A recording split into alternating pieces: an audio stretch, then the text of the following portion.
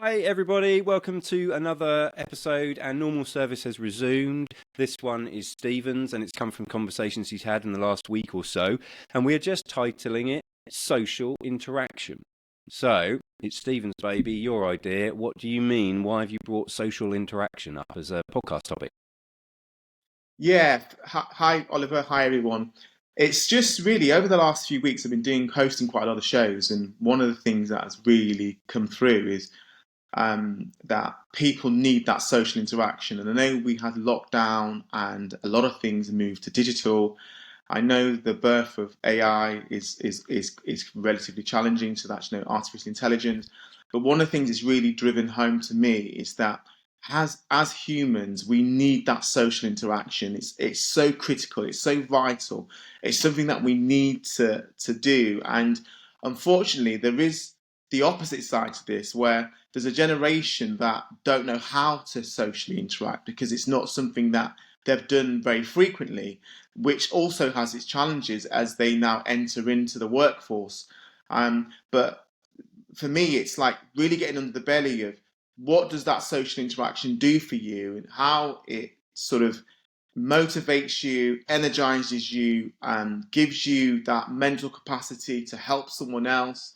Um, and for me, it's now the time to talk about that. How do we do more of it, and what do we need to do to sort of embrace it more and actually educate this new wave of people that's coming through in actually it's good to talk in person, it's good to socialize, it's good to get together.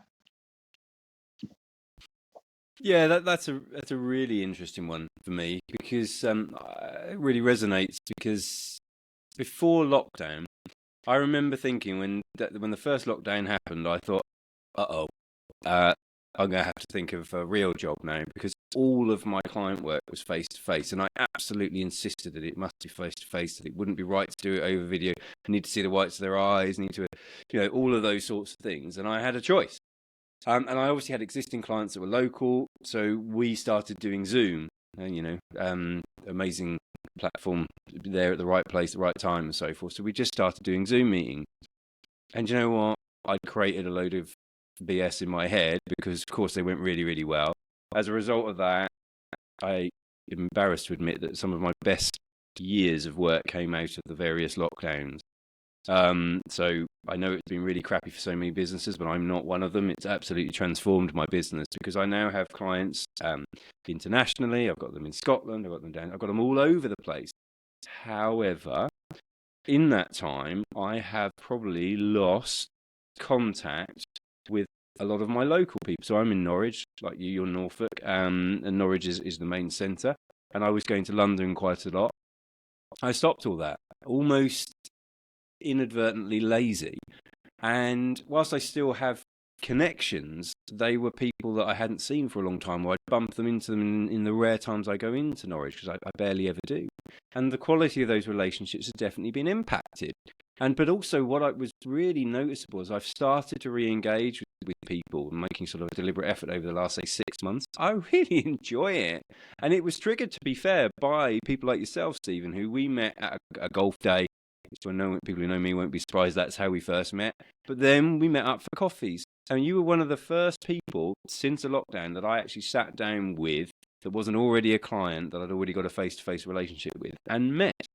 Um, and then I had a client a couple of months ago who really wanted to do it face to face. So as I'd been like, this commercially works quite well for me to just sit in my office all day and put it on an online platform. I haven't got to drive anywhere. I'm not going to buy any coffees and things like that. I'd got into a very regimented, no, we'll do it all online now. And I was losing touch, and I had such a great first session. So my sessions can be up to 2 hours. This first session, maybe I was a little out of practice, was 2.5 hours, but it was great.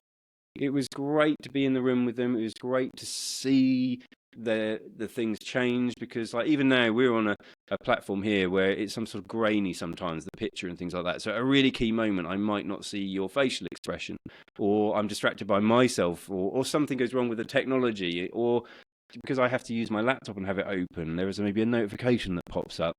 All these sorts of things that won't happen if you're there face to face and all I've got on me is my notepad.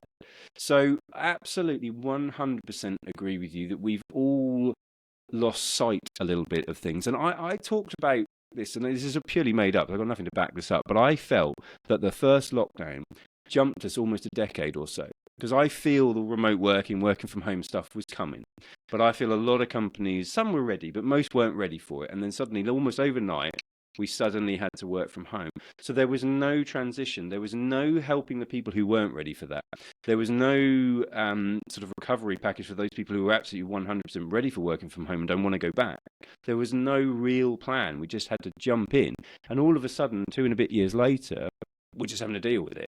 And people are slowly coming around to the idea, and far too slowly for me, that this is quite a big deal.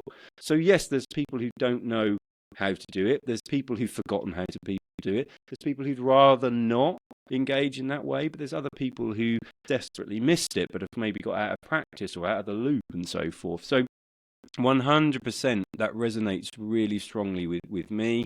I can hear it in some of the conversations I have with clients as well. So I think it's a really good one to bring up. So yeah, you take over. I want to take up all the time. Yeah, sure. I just think that for me, I didn't realize how much I'd missed it. Mm. And, over the last, like I said, the last few weeks, I've been in that sort of environment where there's been lots of my peers that I haven't seen for a long time, and there's been some amazing discussions. And there was one discussion that I had with a lady that I met for the first time who was partially blind. And it was just incredible, the connectivity and the aura that this lady was giving off as we were talking. And she was saying, about my voice when I was talking, how that made her feel. And it just made me think that actually our senses are sometimes numb when we're dealing with digital. But when we're in person with someone, so many more things come to life. And how that we've missed that. And actually, the connectivity is far greater in person, and the conversation goes down other avenues that it wouldn't probably go down digital. You talked about facial expressions there. In person, you get that almost that heat between two people when they're stood quite close together. The facial expressions and the detail in the expressions are so different. And it really made me think about, what am I good at? So what's been the thing that I've been good at my whole life? And it's been communicating. And those of you that know, my career has been about two things: building very strong teams to deliver the overall objective, and really understanding the customer journey and giving the customer what they want on that journey. And I suddenly start to think that actually the thing that I enjoy doing the most, I'm not doing it as much. And that's a demon that I've got to deal with, and work out in this digital era and this world where we're being forced more and more down this line. What am I going to be able to do to keep, close to something that I really enjoy doing, which is being around people and communicating with them and feeling their vibe and feeling their buzz and that whole interaction. So that's something that really came to light. And I was hosting the Norfolk Network 20-year anniversary. Yes, anyone that's listening to this that's not a member, please go and join, because Lucy Marks is amazing. Anyway, I was hosting the show, and the feeling and the vibe from the audience was just incredible, Oliver. It made me feel happy. It made me feel proud. It made me feel part of a community. It made me feel part of a group of people that had come together to celebrate something quite amazing, but in person. We weren't doing it online. We weren't doing that online. We were doing it in person, and it felt so good. I've also had the opportunity to go to a couple of gigs also in the last month. So one of them was a gig with The Weeknd was playing in London. So I went along to that gig and took a friend with me. It was to celebrate actually that friend's 18th birthday. But my point is, I loved being in the audience and dancing and smiling and being around people while we watched, The Weeknd do his thing. I then the following day went to the Wireless, which again was a show that celebrates black orientated music. And again, the vibe was just amazing. So I've just had this whole month, I guess, of real interaction with people, which just made me think how much I've missed it and how much I enjoy it, and how much we're in danger of kind of losing that social interaction, which I think does release all of those beautiful endorphins in us and does make us feel positive and does make us feel energized. So I think that's at the root of it for me, Oliver. Yeah, no, that's it's really interesting because obviously that's your method. Because I can imagine a few people, or clients I can think of, who that sort of lots of people in the mass environment is also fills them with terror. So it's kind of whatever works for you, because we all want human interaction, but some of us would rather have it with just like a handful of people. And how many people have we maybe lost regular communication with? Maybe we think that we just send them the odd message and so forth, that does the job, but actually we used to meet up with them on a regular basis, and it's so easy to lose sight of that, and to lose connection or quality connection with those people. So whether it's like you want to go to large events with lots of people, or whether it's just those small numbers of people that you used to get to with that you don't now, maybe make this podcast the trigger to just say, I'm going to do something different this today or this week. I'm going to contact such and such and arrange to go out for a drink, or go and visit them at the weekend if they live a bit further away or something like that. Make the first step to go reconnect. If you've missed that social interaction, there's so many events wherever you are, and we're based in Norwich, but if you're listening elsewhere, there'll be something that you used to do or that you've heard of that people have recommended that you could do. And again, take action. The big thing in our coaching is about making people take steps, and positive, regular, perhaps daily steps. So here you are. There is no excuse to not pick up the phone or send that message to that one person that you wish you kept in contact with, or if you're looking for the wider audience, to pick up and go to that one event, that there will be one in the near future that you should go to, and do it. Because if you absolutely hate it, you don't have to ever do it again. But the chances are you'll be so pleased you've done it, you'll suddenly get feelings that you haven't had, because that's pretty much the experience we're having. Coming at it from slightly different angles, but we're reconnecting with people, actually going into the face-to-face environment, because it's so easy to just get cut off from that. And then it becomes a habit, and a bad habit, to just do everything online. Because it's bloody easy, isn't it? We're on an amazing platform here, Riverside FM. Zoom still works fine. Google Meets isn't great, but it works. Teams, people, it's getting better. But it's still, none of it is anywhere near good enough to have proper social interactions. Now, I don't do too much teamwork, but I have done a couple of in the last year or so on happens to be Teams. I'm not dissing Teams because it's probably one of the better ones. But group sessions on online platforms is just a no-no. It just is a no-no, because it is not as good. If there is nothing you can do, because logistically you're all over the world, well, I understand that, and it's a great opportunity because it's better to have something than nothing. But if you're doing that when you're based in the same geographical locations, I'd have a word with yourself, because yes, it looks quick and it seems time efficient, but actually the quality of what you're doing, if you're actually all in different rooms or different offices nearby, have a think. I'm not telling you what to do, but I'd just say, have a think. Do you really need to do that online when you're all in the same office or all in the same city? And are you getting as much out of that as you think you are? On paper, it looks great. It looks really efficient. But actually, are you getting what you need to out of that? Because it's all about relationships, right? People by people is the old cheesy line, but it's true. I mean, you know that only too well from your customer experience background. Is that what they call it now? Customer experience? I think they do.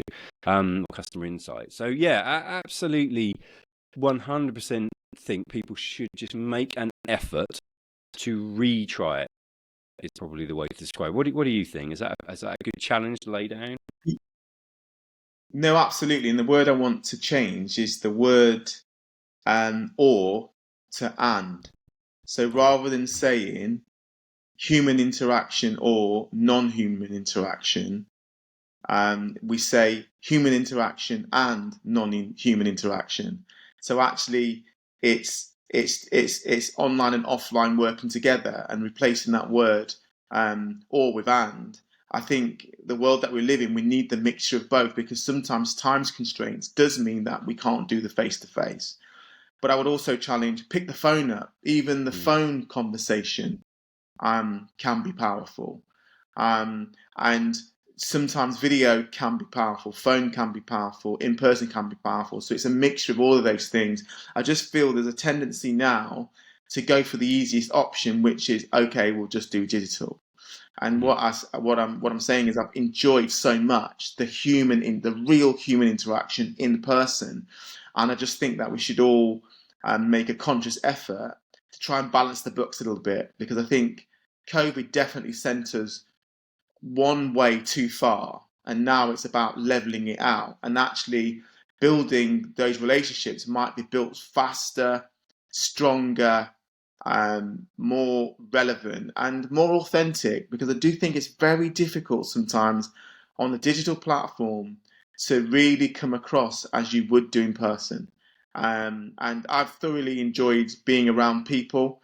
And I'm not saying for a minute go if you suffer from being around lots of people, to do that. But even being with someone and having coffee and having a chat, I've really enjoyed doing that over the last month, and it's really made me think, well, I need to make that effort a bit more, I need to do more of that, because it makes me happy. Yeah. So I guess part of this is actually about do what makes you feel happy and do more of it. Absolutely, yeah. No, I echo that 100%. Like I said at the start in response to it, I do feel like we've jumped a huge amount of time here.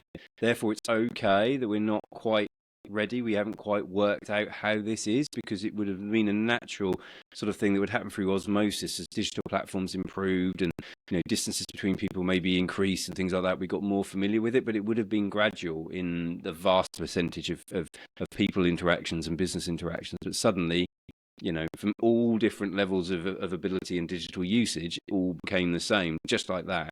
And then it almost became that horrible expectation, and also assumption that people were happy with whatever the post-lockdown decisions were in how we interact, whether it be in friend groups or whether it be in businesses. And certainly if you're an employer, I just ask you to really, I've seen some fairly poor communication on about how we are to communicate in future. So telling people how to communicate without communicating with them about it is like, pretty bad. And I'm pretty amazed how many very seemingly good companies have told people how we will communicate. Not sure that works, really. Just going to throw that out there. And I know from the recipients of said information, it definitely doesn't work, because all it gets is, right, just like that, just like that. It changes. So whether it be you are all coming in or you're not all coming in or whatever, there's just this sudden change. It's like, I'd like to at least talk about it. I'd like to at least understand it. Would have liked to have been consulted, all these sorts of things. Now, you might not want to do that, but just know that if you're not doing it, then you are disengaging a huge percentage of your staff. And disengaged staff cost businesses a huge amount of money. But also, you might be upsetting friends in friend circles. It doesn't have to be a business-only specific thing. So, no, I absolutely get where you're coming from. Weirdly enough, similar feelings, different types of social interaction I've had, but really noticed them. How much I've enjoyed it, how much it kind of has adapted for me, because I really want to have those quality interactions. So I won't necessarily do everything that I maybe did before, but I'll remember the stuff that I've liked. I'll remember the people I've lost touch with that I wish I hadn't, and I will build it from there. And I think it will be good. I think it will. So absolutely advocate that. So that's enough from me. Love that from you. So what would you like to finish on? Just to say, really, that don't be afraid to do the human interaction, and remember, like I've always said, time is the most amazing thing you can give to another human being. So make that time. Go and meet up. Go and see the white of someone's eyes. Yeah. Awesome. Okay, hope everybody's enjoyed that, and we look forward to seeing or you listening to us on the next one. See you soon.